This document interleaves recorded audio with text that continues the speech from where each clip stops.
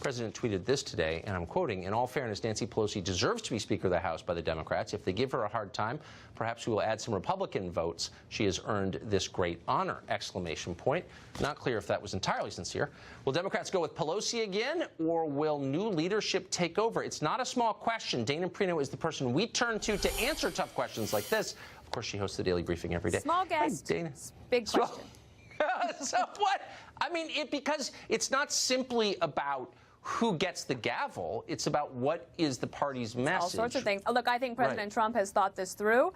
He is elevating Pelosi for a very good reason. One, yeah, he's right. She deserves it.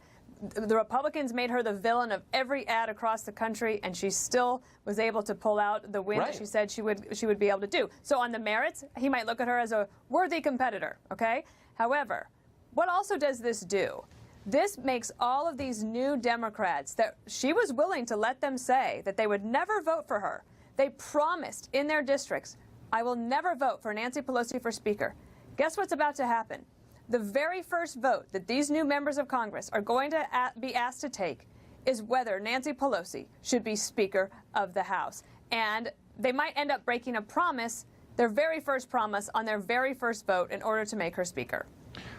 Now, why would they do that? I mean, Nancy, and I'm not attacking, I'm actually, I kind of agree with you. Nancy Pelosi's hung around, and, why wouldn't it be Nancy Pelosi? But why would people go against their pledges? So if Nancy Pelosi had been able to get like 65 seats, this wouldn't even be a question, because she would say, "I don't care if there's 24 or 30 of you who say you don't want to vote for me. I've got a cushion large enough, then it doesn't matter to me, so it doesn't matter." But it's only 30 or so plus.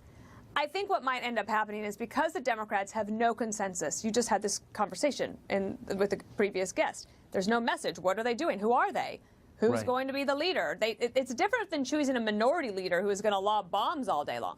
This one is important about the future of the country and the future direction of the party. And so I think that's why it makes a little bit more of a difference. If you remember, the Republicans said that they were going to repeal and replace Obamacare.